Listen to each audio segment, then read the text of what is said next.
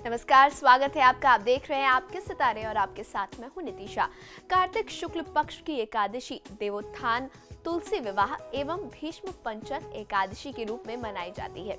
क्या है इस पर्व का महत्व, ये आपको बताएंगे आज आचार्य जी। साथ ही हम जानेंगे आज क्या कहती है आपकी राशि और आज आपके लिए क्या करना सही रहेगा और क्या गलत। तो देर कैसी, चलिए शुरू करते हैं आपके सितारे। क्या आप जानते हैं क्या है देवोत्थान एकादशी, कैसे होता है तुलसी विवाह? तो जानिए पंडित वैभवनाथ शर्मा से देवोत्थान एकादशी का महत्व। आपके सितारे में आप अपनी हर परेशानी का हल प्राप्त कर सकते हैं और अपने सवाल भी पूछ सकते हैं। स्टूडियो में मेरा साथ देने के लिए मौजूद हैं विश्वविख्यात ज्योतिषाचार्य और वास्तुशास्त्री पंडित वैभवनाथ शर्मा जी। आचार्य जी, आपका हार्दिक स्वागत है। जय श्री हरि। तो यदि आप भी अपनी कुंडली के ग्रह नक्षत्रों से हैं परेशान, या फिर कार्य, व्यापार या परिवार की चिंता कर रही है आपको परेशान, तो आप भी हमें कॉल कर सकते हैं। हमारे नंबर्स आपकी टेलीविजन स्क्रीन पर फ्लैश किए जा रहे हैं। आप हमसे सीधी बात कर सकते हैं। हमारा टोल फ्री नंबर है 18001026 आप इस नंबर पर मुफ्त में कॉल करें। इसके अलावा आप हमें हमारे लैंडलाइन नंबर्स 012046463332 और 012046463327 पर भी कॉल करके हमसे सीधी बात कर सकते हैं। चलिए सबसे पहले आचार्य जी से जानते हैं आज का पंचांग। तो आचार्य जी, क्या है आज का पंचांग? जी बिल्कुल जी, आज का पंचांग बताऊं उसके पहले अपने दर्शकों को जानकारी दे दूं कि आज की तिथि बहुत ही विशेष, बहुत ही महत्वपूर्ण है। आज देवोत्थान एकादशी है, आज तुलसी विवाह का बहुत ही परम पवित्र दिन है।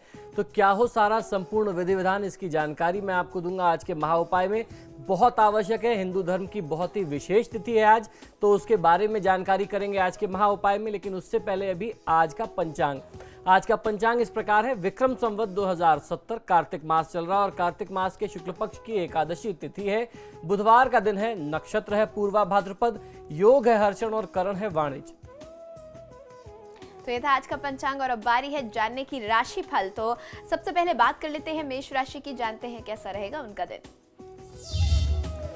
मेष राशि वाले जातक लोग आज अपने स्वास्थ्य को लेकर के कुछ परेशान दिख रहे होंगे। शायद अपने बढ़ते हुए वजन से आप कुछ चिंतित हैं, तो इसके कारण आपको बहुत ज़्यादा परेशान और तनाव नहीं लेना चाहिए। कार्य क्षेत्र में भी बहुत ज़्यादा आज आपको तनाव मिल सकता है और उस तनाव के चलते या कार्य क्षेत्र के दबाव के चलते आप अपने परिवार को उचित समय नहीं दे पा रहे हैं। आपको परिवार और काम के बीच एक सही संतुलन बनाने की आवश्यकता है और अपनी दिनचर्या, अपने खान पान को नियमित करेंगे तो ये जो आपका बढ़ता हुआ वजन है, जो आपके लिए एक चिंता का बहुत बड़ा कारण बन रहा है, निश्चित ही आप इसे नियंत्रित कर सकते हैं। ओम शूर्पकर्णाय नमः मंत्र का 108 बार जाप कर लेना आपके लिए सर्वोत्तम होगा।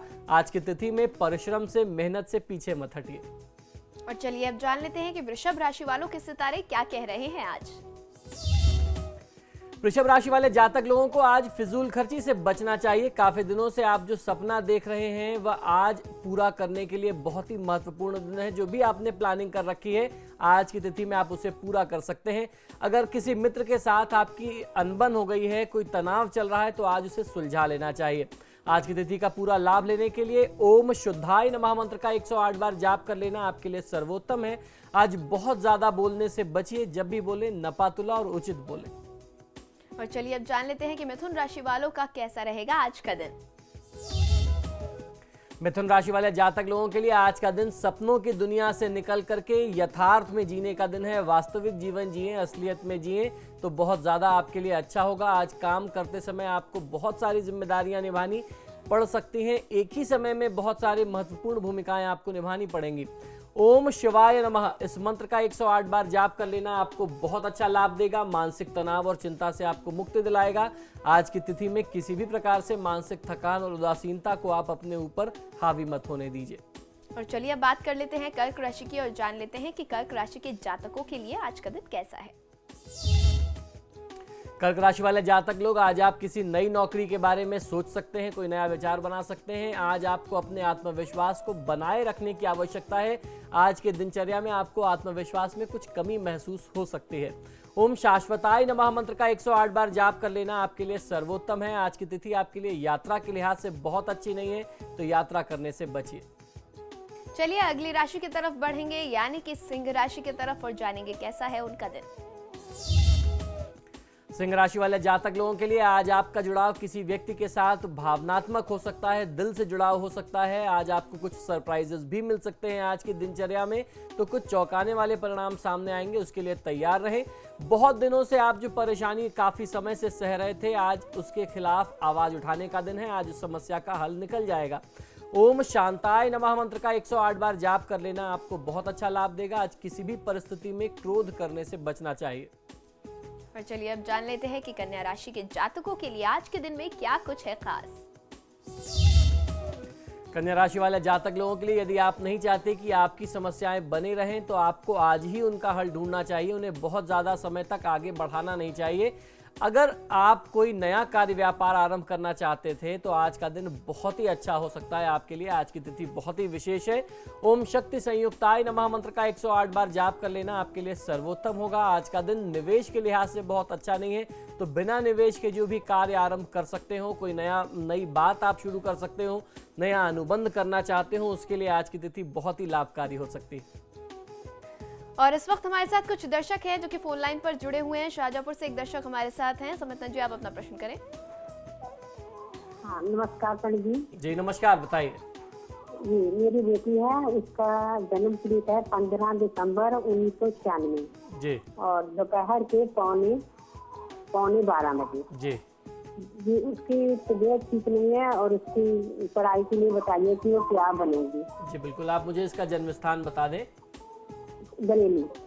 जी जी बिल्कुल, देखिए इस जातक की जन्म पत्रिका में राहु की महादशा में शुक्र की अंतर्दशा चल रही है। राहु की जो स्थिति है वह 8वें भाव में है। निश्चित तौर पे इसको उदर से संबंधित समस्या और वर्तमान समय में कुछ ना कुछ स्वास्थ्य संबंधी समस्या ज़्यादा रहेगी। अपने करियर को लेकर के, पढ़ाई को लेकर के चिंता भी बनी रह सकती है।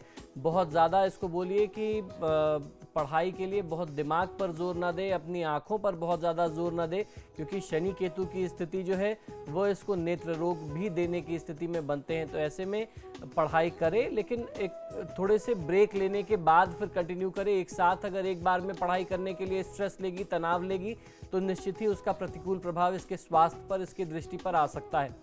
जहाँ तक रही बात भविष्य की, तो भविष्य इसका बहुत उज्जवल है। वर्तमान समय में राहु से संबंधित उपाय यदि करें तो बहुत अच्छा फायदा मिल सकता है। ओम रांग रावे नमः आपको इसके लिए जाप करना चाहिए। और उसके साथ साथ यदि ये आपसे संभव हो जाता है तो शनिवार के दिन किसी दरिद्र व्यक्ति को, गरीब व्यक्ति को भरपेट भोजन कराएं। ऐसा 8 शनिवार करें, लाभ मिलेगा। और देहरादून से इस वक्त कॉलर हमारे साथ जुड़ी हुई है। चंपा जी, आप अपना प्रश्न करें और साथ ही साथ जन्म विवरण भी दें।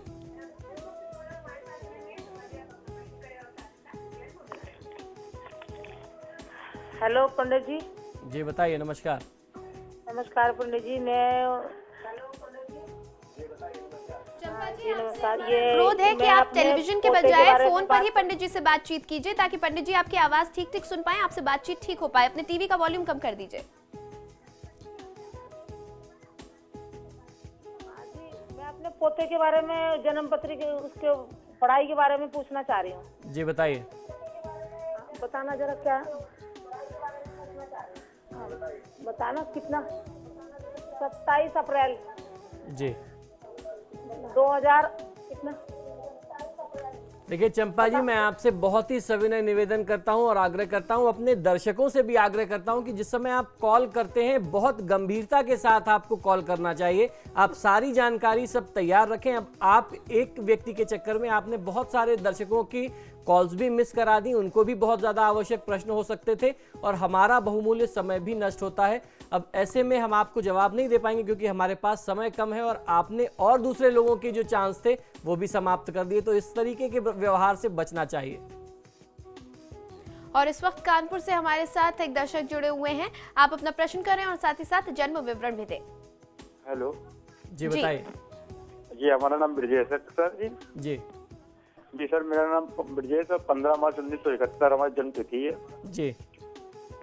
और सर जी हम कोई भी काम करते हैं तो सर जी उस पर कोई लाभ नहीं होता है सर जी, सफलता नहीं मिलती है सर जी। जी ब्रजेश जी, आप मुझे अपना जन्म समय और स्थान भी बता दीजिए। सर जी हमारा हापुड़ जन्म स्थान है और समय करीब लगभग कोई 7:30 बजे का है।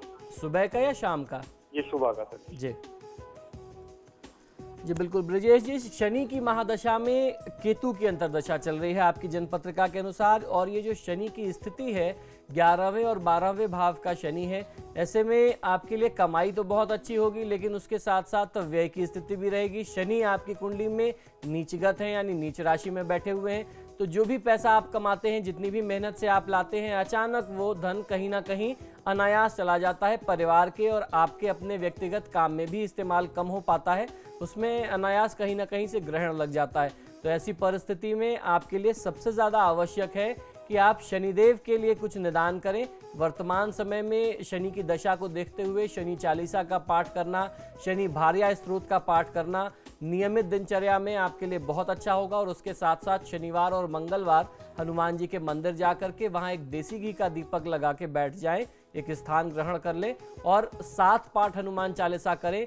यदि आप ऐसा 45 बार करते हैं, यानी शनिवार मंगलवार मिलाकर के 45 दिन आप नियमित इस प्रयोग को कर लेते हैं, तो बहुत अच्छा फायदा मिलेगा। और इस वक्त हमारे साथ वतन जुड़े हुए हैं, आप अपना प्रश्न करें और साथ ही साथ जन्म विवरण भी दें।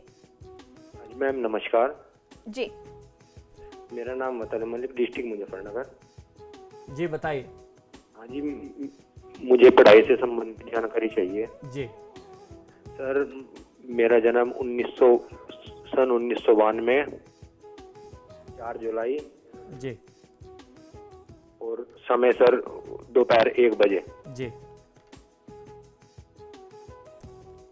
देखिए, आपने शिक्षा से जुड़ा हुआ प्रश्न किया है। आपकी जन्मपत्रिका में सूर्य की महादशा में चंद्रमा की अंतर्दशा चल रही है। सूर्यदेव आपकी कुंडली में जो है वह 12वें स्थान के स्वामी हैं। चंद्रदेव की जो स्थिति बनती है वह 11वें स्थान के स्वामी हैं। ऐसे में निश्चित तौर पे आप प्रयास बहुत करेंगे, पढ़ना अपनी तरफ से तो बहुत अच्छा चाहते हैं, लेकिन जो एक एकाग्रता बननी चाहिए, जो कंसंट्रेशन बनना चाहिए, वो नहीं बन पाता। सूर्य भी ग्रस्त है, राहु के द्वारा उस पर केतु के द्वारा ग्रहण लग रहा है, राहु के द्वारा दृष्ट है, देखा जा रहा है। तो ऐसे में व्यक्ति चाहने के बावजूद भी बहुत अच्छे प्रयास नहीं कर पाता, या मेहनत के बावजूद भी बहुत अच्छे परिणाम नहीं आ पाते।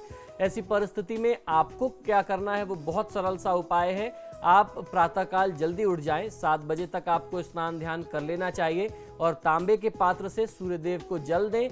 कम से कम 28 बार, अगर आप 108 बार जाप नहीं कर सकते तो कम से कम 28 बार 28 टाइम्स गायत्री मंत्र का जाप करें और उसके बाद अपनी पढ़ाई आप करें, तो बहुत अच्छा फायदा मिलेगा। पढ़ाई में आपको बहुत अच्छे मार्क्स आ सकते हैं, परिणाम बहुत बेहतर होंगे। वक्त एक छोटे से ब्रेक का हो चला है, लेकिन आप कहीं मत जाइएगा, क्योंकि ब्रेक के बाद आचार्य जी से हम जानेंगे बाकी की 6 राशियों का आज का राशिफल और साथ ही साथ आज का विशेष महाउपाय।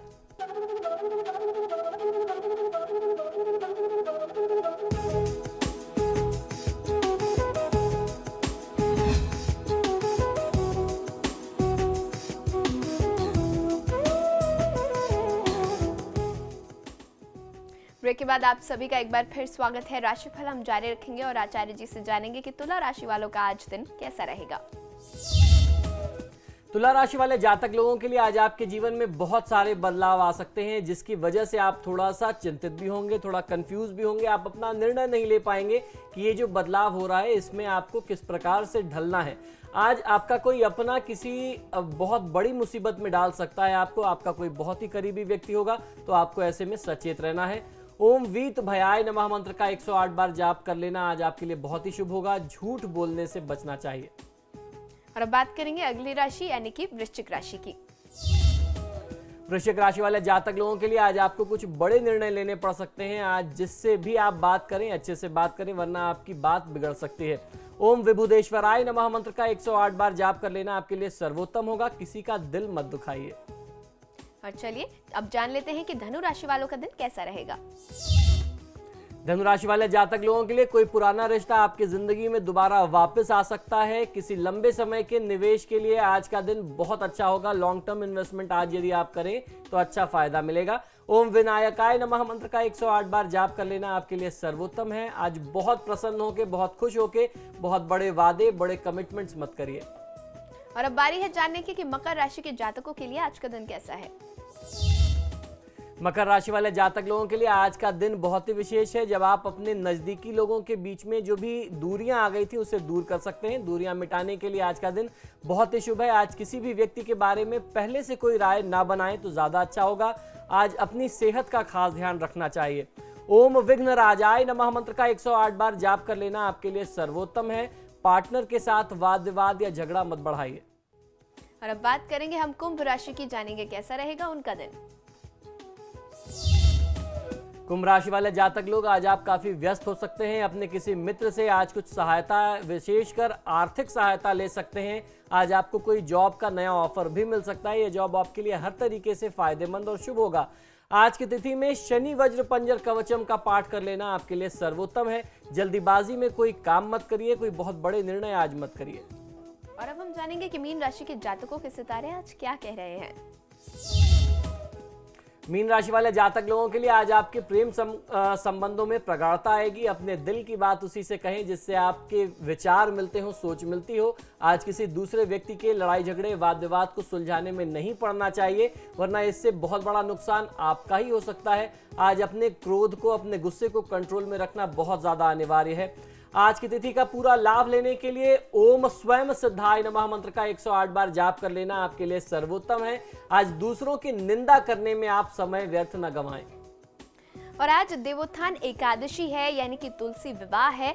और आज के दिन में आचार्य जी आपको बताएंगे आज का विशेष महाउपाय किस तरह आप आज के दिन का लाभ उठा सकते हैं। जी बिल्कुल, आज की तिथि बहुत ही विशेष तिथि है जिसे देवोत्थान एकादशी कहते हैं। तुलसी विवाह का दिन है। आपको याद होगा कि 4 महीने पहले जब भगवान श्री विष्णु अपनी योग निद्रा में गए थे, जिसे हम लोग देवशयनी एकादशी कहते हैं, उसके बाद आज वह अपनी योग निद्रा से वापस आते हैं। आज की तिथि वो है जब ये जो चतुर्मास था वह मूलतः समाप्त हो जाता है और उसके बाद आज ही जो है वो तुलसी विवाह किया जाता है। तो क्या है इस सारी कथा के पीछे, इस सारे प्रसंग के पीछे हमारा शास्त्रीय वर्णन क्या है, आइए उस बारे में जानते हैं। कार्तिक शुक्ल पक्ष की एकादशी जो है वह देवोत्थान एकादशी के नाम से या तुलसी विवाह एवं भीष्म पंचक एकादशी के नाम से भी जानी जाती है। इस रूप में भी मनाई जाती है। दीपावली के बाद आने वाली कार्तिक शुक्ल पक्ष की एकादशी को देवोत्थान एकादशी कहते हैं। आम बोलचाल की भाषा में देव उठनी एकादशी या देव उठान एकादशी कहा जाता है। देव उठान ग्यारस भी बहुत सारे लोग इसको बोलते हैं। राजस्थान प्रदेश में देव उठान ग्यारस के नाम से यह तिथि मानी जाती है।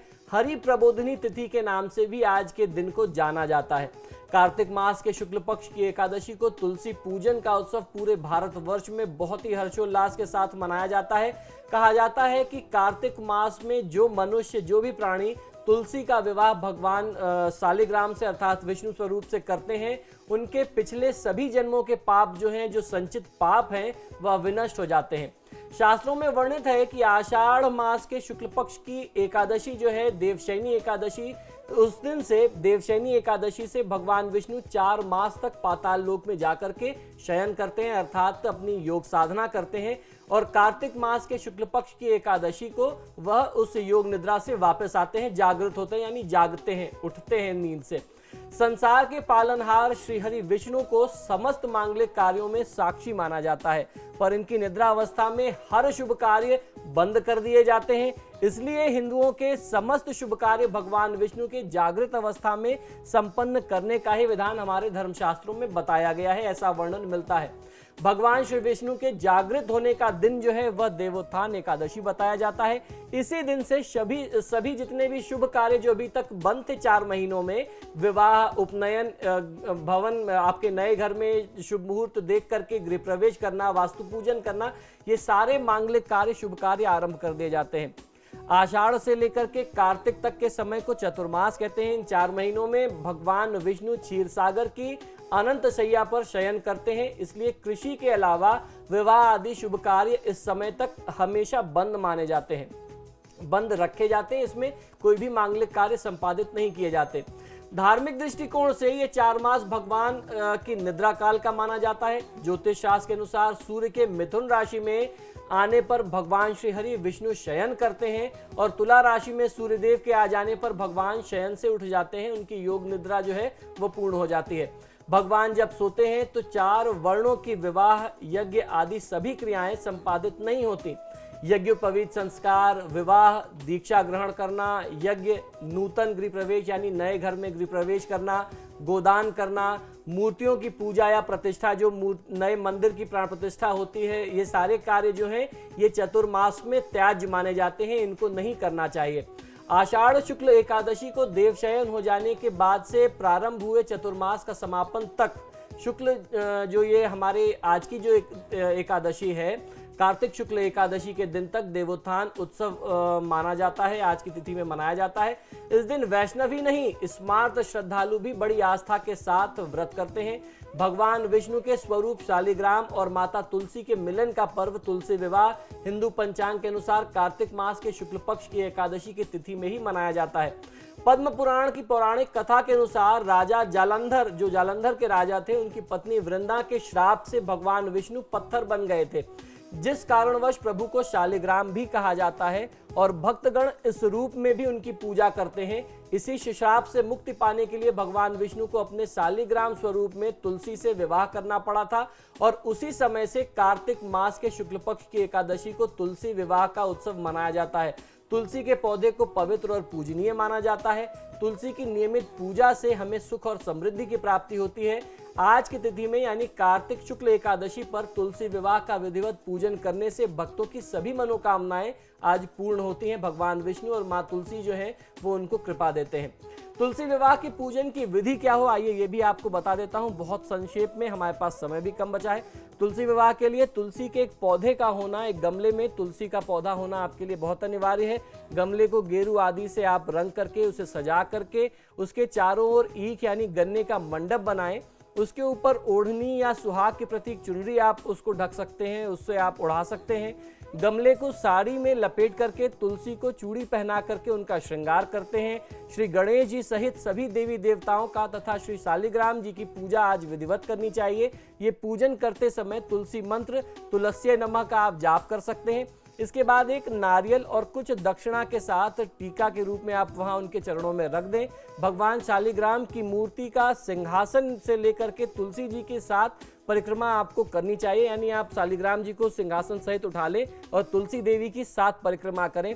आरती के पश्चात विवाह उत्सव पूर्ण माना जाता है। जैसे विवाह में जो सभी रीति रिवाज होते हैं उसी तरह तुलसी विवाह के सभी कार्य, सभी रीति रिवाज आज किए जाने चाहिए। विवाह से संबंधित मंगल गीत भी आज की तिथि में गाए जाते हैं। तो ये बहुत ही संक्षेप में मैंने आपको आज के दिन का महात्म्य बताया।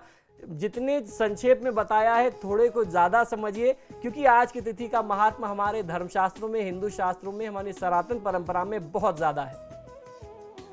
बिल्कुल, हमारे धर्मशास्त्रों में तुलसी विवाह का बहुत ज़्यादा महत्व है और ऐसे में आज आप तुलसी विवाह की इस प्रक्रिया को संपन्न कर आज के दिन का लाभ भी उठा सकते हैं। आचार्य जी, आप हमारे स्टूडियो में आए इसके लिए बहुत बहुत धन्यवाद। जय श्री हरि। और इसके साथ ही हमें दीजिए इजाजत। खबरों के लिए देखते रहिए समाचार प्लस।